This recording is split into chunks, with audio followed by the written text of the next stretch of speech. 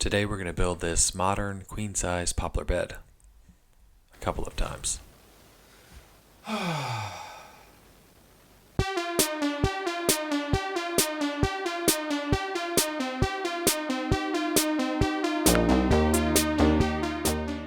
started by cutting the longer pieces down so they'd be a bit more manageable.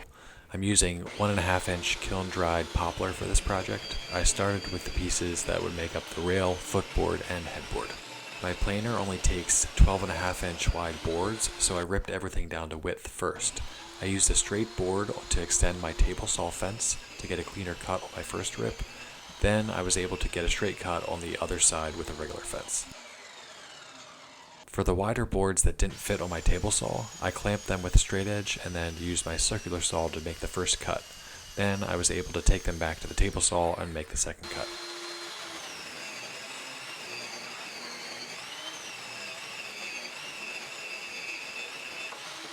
I ripped the legs down to width.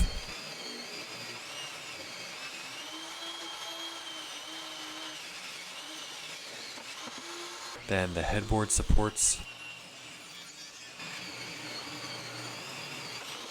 And finally all the slats. Then I planed everything down to 1 1/4 inch thickness.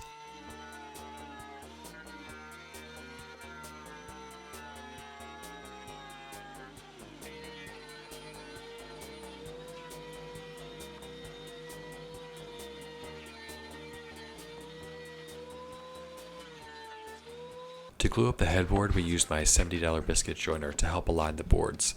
The way this works is the saw blade in the tool plunges into the board, cutting a recess where you place a biscuit that expands when glued. This definitely isn't necessary, and I'll link to my last bed build where I used a $10 dowling jig. You can even just use glue and clamps, although you're probably going to have to do extra sanding because the boards won't quite align perfectly.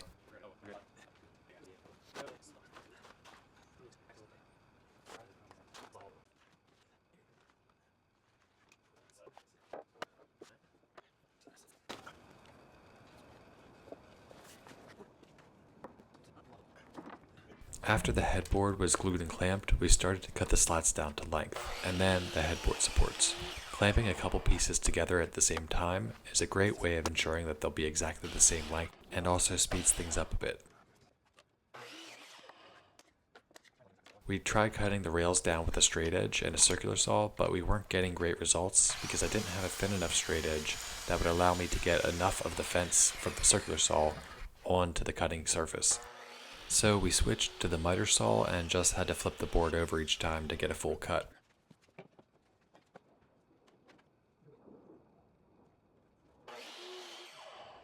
We finished by cutting down the legs.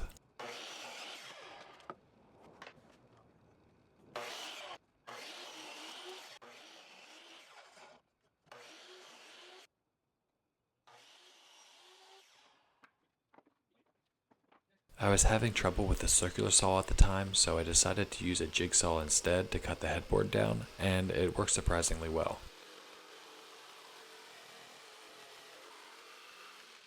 Once the headboard had dried, I went back with a chisel to remove any excess glue. Then I used my block plane to level things out a bit.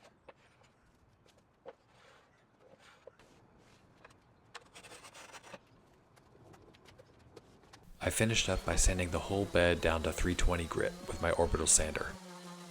I wanted to support the headboard from the back, but in order to allow for wood movement, I couldn't just screw the supports in. So I decided to cut some slots in both ends of the supports with my biscuit joiner. Then I pre-drilled and attached them to the headboard with one screw in the middle.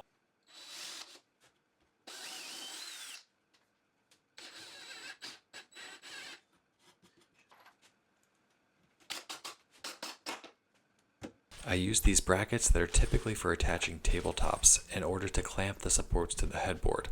I know there are probably better ways of doing this, but I think this should allow for wood movement and add plenty of strength.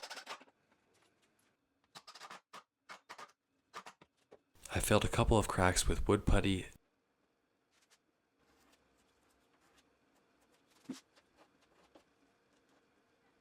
After that dried, I sanded the areas and cut a chamfer along the edges with my plane.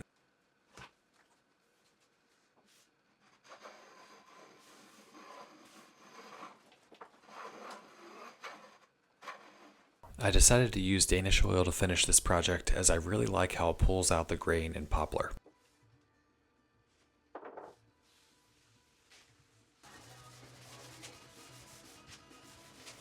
If you made it this far and you want to support my channel, consider hitting the thumbs up, subscribe, and turn on notifications. Thanks! Once the Danish oil had dried, I attached the legs to the headboard and footboard with screws and glue. You won't see these at all, so it doesn't matter that the holes show.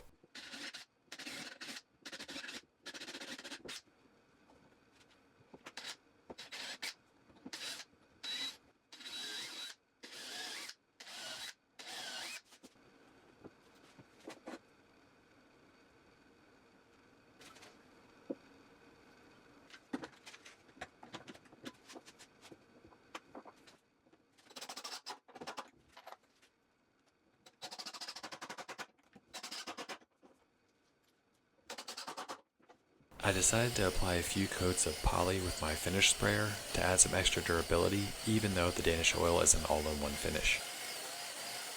Once that dried, I attached all the hardware. In my last bed, I used pocket holes to attach the rails, but in this build, I wanted something more durable.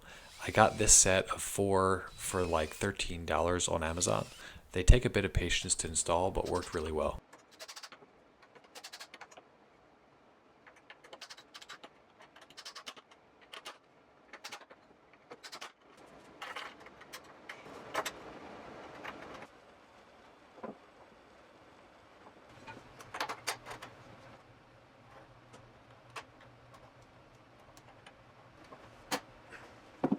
I found it was helpful to install the male connectors so they're a little bit tight in order to avoid having a crack between the headboard and the rail.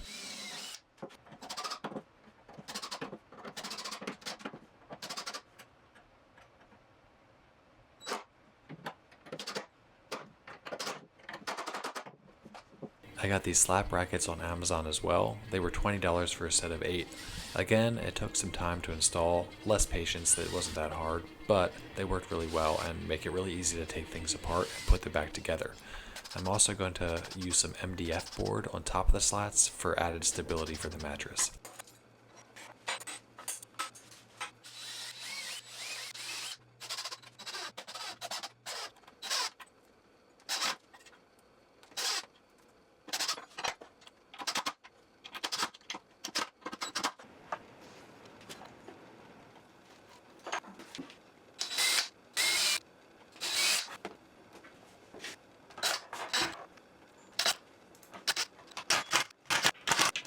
I'm using a new memory foam mattress, so I gave it some time to fully expand.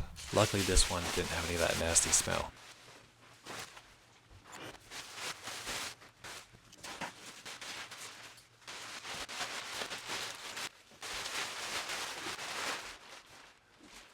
After that, I just had to put everything together and I was done.